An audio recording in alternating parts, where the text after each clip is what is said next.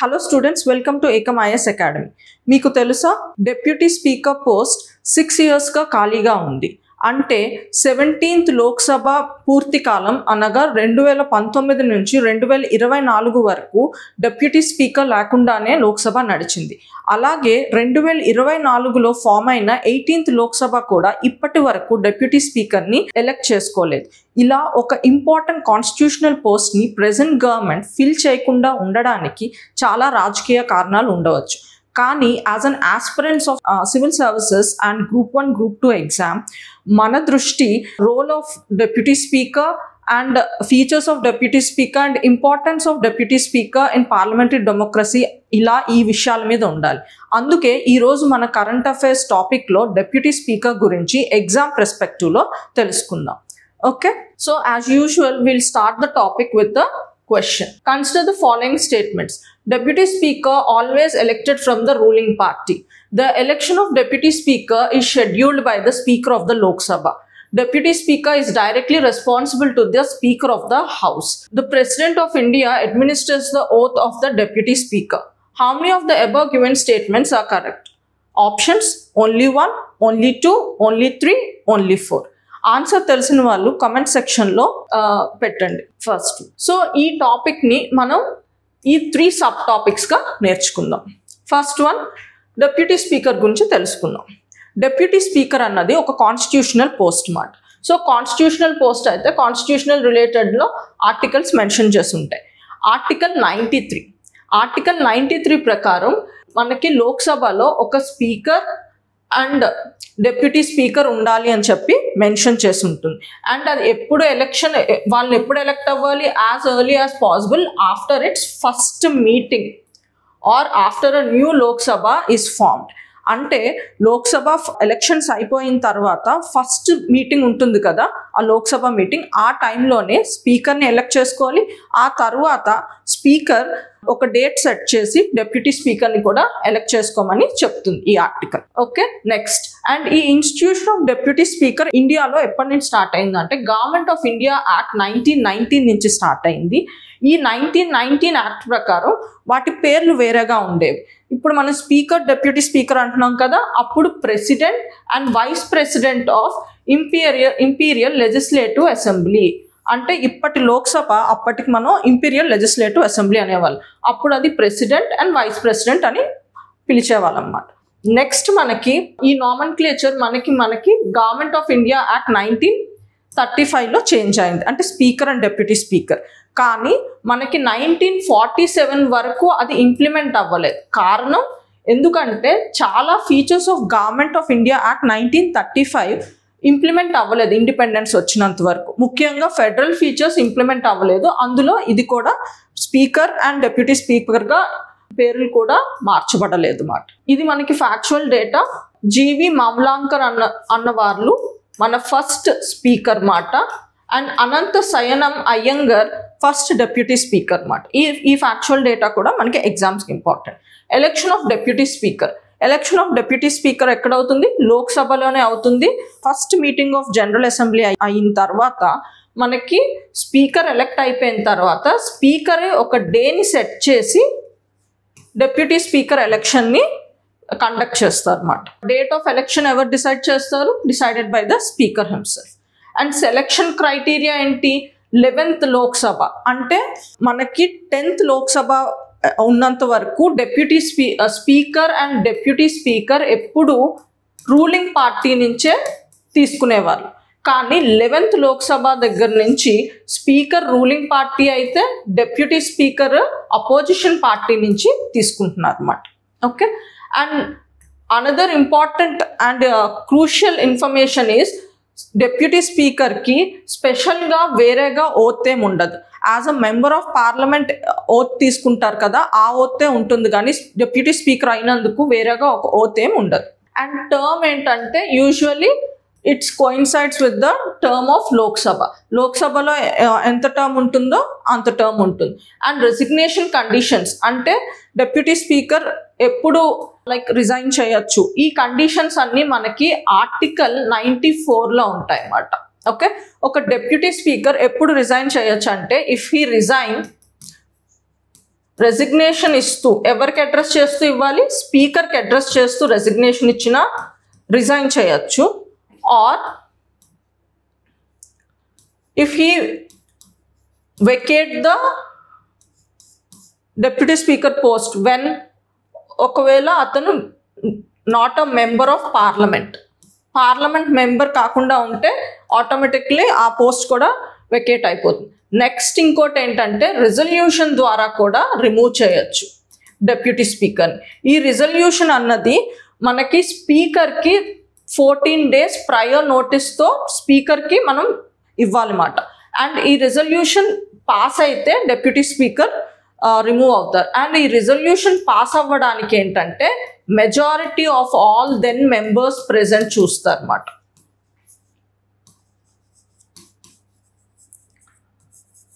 దీన్నే effective majority అంటారు. అంటే వేకెన్సీ లేకుండా ఉన్న అప్పటి పోస్టులు ఎన్ని ఉన్నాయో చూసి వాళ్ళ మెజారిటీని కన్సిడర్ చేస్తారు అన్నమాట. అంటే వేకెన్సీస్ తీయగా అప్పుడున్న మెజారిటీలోని కన్సిడర్ చేస్తూ రిజల్యూషన్ పాస్ అయిందంటే డెప్యూటీ స్పీకర్ని రిమూవ్ చేయొచ్చు. సో మనకి రెసిగ్నేషన్ ఎలా అవుతుంది, 3 విధాలుగా అవుతుంది. ఆర్టికల్ 94లో దాని గురించి ప్రస్తావిస్తారు. ఒకటి డైరెక్ట్ రెసిగ్నేషన్ లెటర్ స్పీకర్కి అడ్రస్ చేస్తూ రాయాలి. ఇంకొకటి ఒకవేళ వాళ్ళ మెంబర్షిప్ అయిపోతే మెంబర్ ఆఫ్ పార్లమెంట్ కాకపోతే ఆటోమేటిక్గా అతని పోస్ట్ కూడా వెకేట్ అయిపోతుంది. ఇంకొకటి రెజల్యూషన్ మెథడ్లో ఒక రెజల్యూషన్ పాస్ చేస్తూ we can deputy speaker can be removed. Okay, salary and allowances మనకి పార్లమెంట్ డిసైడ్ చేస్తుంది. అండ్ ఇతని శాలరీ అండ్ అలవెన్సెస్ మనకి కన్సాలిడేటెడ్ ఫండ్ ఆఫ్ ఇండియాలోనే చార్జ్డ్ ఉంటాయి. అండ్ ఇది charged on the consolidated fund of India. Role of deputy speaker in Indian parliament. So now will try to understand అసలు deputy speaker importance ఏంటి Indian parliamentary సిస్టంలో. ఒకటి, ensures continuity of the legislative work. అంటే ఇప్పుడు speaker లేకపోతే primary role deputy speaker ఏం చేస్తారంటే speaker రోల్ని భర్తీ చేస్తారు అన్నమాట. Presides over parliamentary committees. One of the unique feature of this deputy speaker ఏంటంటే డెప్యూటీ స్పీకర్ ఏదైనా పార్లమెంట్ కమిటీలో మెంబర్ అయితే ఆటోమేటిక్గా ఆ పర్టికులర్ కమిటీకి హెడ్ అయిపోతారు అన్నమాట. అండ్ ముఖ్యంగా ఇతను చైర్ చేసే ముఖ్యమైన కమిటీస్ ఏంటంటే private member bill committee and house budget committee. Next, oversees debates. And డిబేట్స్లో డిబేట్ పార్లమెంట్లో మనకి జనరల్గా డిబేట్స్ అవుతాయి కదా, ఆ డిబేట్స్ని ఇతను అంటే చూస్తూ ఉంటారు. ఓకే, ఎందుకంటే ఇతను న్యూట్రల్ రోల్ ప్లే చేస్తారు అన్నమాట.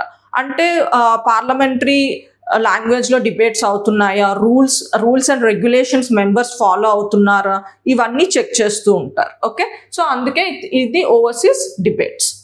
Next, acts as a neutral arbiter. So neutral arbiter ఇప్పుడు స్పీకర్ అండ్ డెప్యూటీ స్పీకర్ అన్నది లోక్సభ రన్ చేయడానికి, లోక్సభ ఇంపార్టెంట్ పని ఏంటి, discussions and debate on important issues, right.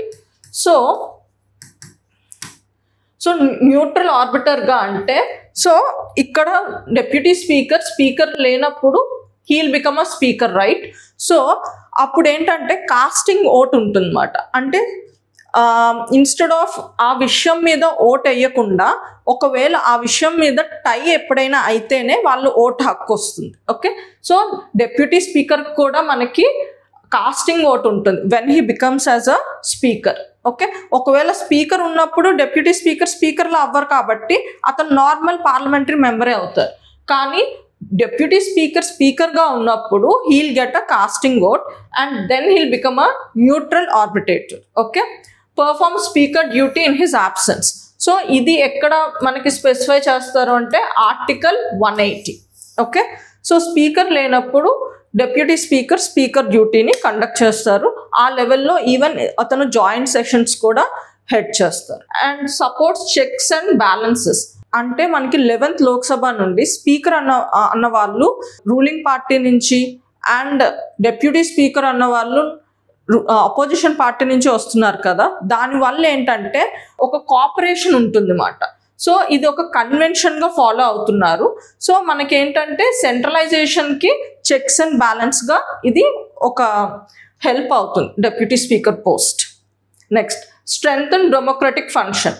ఎందుకంటే he'll make the working of the parliament easy. Okay, so democracy functions స్మూత్గా అవుతుంది అన్నమాట. Democracy basically దేనికి, పీపుల్ విల్ ఎగ్జిక్యూట్ చేయడానికి. అంటే పీపుల్ రిప్రజెంటేటివ్స్ మన కంట్రీకి సంబంధించిన ఇంపార్టెంట్ లాస్ అవన్నీ డిస్కస్ చేయాలి.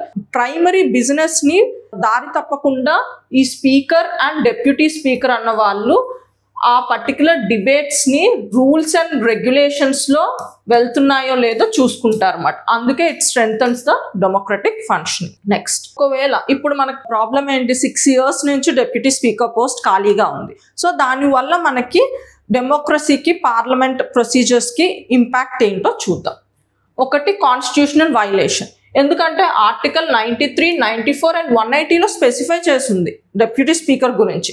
సో ఈ పోస్టులు ఫిల్ చేయలేకపోతే కాన్స్టిట్యూషన్ వైలేట్ చేస్తుంది. సో పార్లమెంట్ అన్నది కాన్స్టిట్యూషనల్, అంతెందుకు ఏ పర్టికులర్ ఆర్గన్ అయినా కాన్స్టిట్యూషన్కి అబైడ్ అయ్యి వర్క్ అవ్వాలి. కానీ ఇక్కడ లోక్సభ 6 yearsగా పోస్ట్ ఫిల్ చేయట్లేదంటే it is going against the constitution. Next, distortion of constitutional intent. మనకి ఆర్టికల్ 93లో ఫస్ట్ మీటింగ్ లోక్సభ ఫామ్ అయిన తర్వాత ఫస్ట్ స్పీకర్ని సెలెక్ట్ చేయాలంటారు. ఆ స్పీకర్ ఎలక్ట్ అయిన తర్వాత మనకి డెప్యూటీ స్పీకర్ని ఎలక్ట్ చేయాలంటారు. అక్కడ యాజ్ సూన్ యాజ్ పాసిబుల్ అనే మెన్షన్ ఉంటున్నాడు. కానీ దాన్ని ఫాలో అవ్వకపోవడం వల్ల దాన్ని మిస్యూజ్ చేస్తున్నట్టు. Next, centralisation of power. So ఇప్పుడు మనకి డెప్యూటీ స్పీకర్ అండ్ స్పీకర్ అన్నది కన్వెన్షన్గా 11th లోక్సభ నుంచి ruling party and opposition party నుంచి డెప్యూటీ స్పీకర్ని సెలెక్ట్ చేసుకుంటున్నాం. సో ఇక్కడ మనం ఈ పోస్ట్ని సెలెక్ట్ చేయకపోతే ఏమవుతుంది, రూలింగ్ పార్టీలో ఎవరున్నారో వాళ్ళే స్పీకర్ అవుతారు. సో ఆబ్వియస్లీ స్పీకర్ బయాస్డ్గా ఉంటారు. సో దానివల్ల ఏమవుతుంది, సెంట్రలైజేషన్ ఆఫ్ పవర్ అవుతుంది, అంటే బ్యాలెన్స్ తప్పుతుంది అన్నమాట. Break down of parliamentary conventions. So మనం 11th లోక్సభ నుంచి ఈ పర్టిక్యులర్ కన్వెన్షన్ ఫాలో అవుతున్నాం. ఆ కన్వెన్షన్ ఏ కన్వెన్షన్ని, డెప్యూటీ స్పీకర్ని అపోజిషన్ పార్టీ నుంచి ఎలక్ట్ చేసుకోవడం. కానీ అది చేయకపోవడం వల్ల we're breaking down the parliamentary convention. Next, undermining democratic resilience. So ఏమవుతుంది, weakens the mechanism for accountability, effective opposition, ఇలాంటివన్నీ ఇబ్బంది వస్తాయి. Next, risk of constitutional crisis.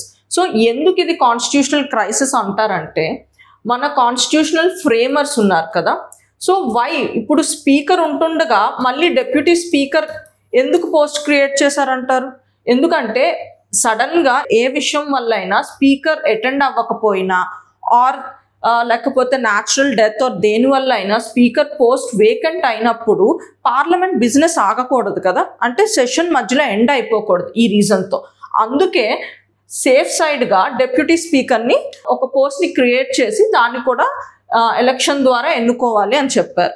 కానీ ఇప్పుడు మనం డెప్యూటీ స్పీకర్ని ఎన్నుకోకపోతే ఏమవుతుంది, so we're risking this particular intent of the constitutional framers. So అంటే మన పార్లమెంట్ డిబేట్స్ని అండ్ పార్లమెంట్ ప్రొసీజర్స్ని ప్యారలైజ్ చేస్తున్నాం అన్నమాట. సో దాన్నే మనం రిస్క్ ఆఫ్ కాన్స్టిట్యూషనల్ క్రైసిస్ అనగా చెప్తున్నాం.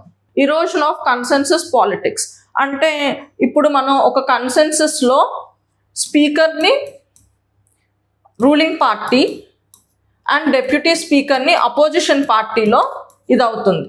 సో ఇదేంటి, ఒక మ్యూచువల్ రెస్పెక్ట్ అండ్ కోఆపరేషన్ని సపోర్ట్ చేస్తుంది. కానీ ఈ పోస్ట్ని మనం ఫిల్ చేయలేకపోతే సో ఇక్కడ ఉన్న వాళ్ళకి ఒక హెల్దీ కనెక్షన్ ఉంటుంది కదా, అది ఇంపాక్ట్ అవుతుంది. So that is the consensus పాలిటిక్స్ని మనం ఇరోడ్ చేస్తున్నట్టు. Mutual respect and cooperation impact అవుతుంది. సో ఇప్పుడు మళ్ళీ ఆ క్వశ్చన్ చూద్దాం. అండ్ ఇప్పుడు ఆన్సర్ తెలిసిన వాళ్ళు కమెంట్ సెక్షన్లో పెట్టండి. Thank you.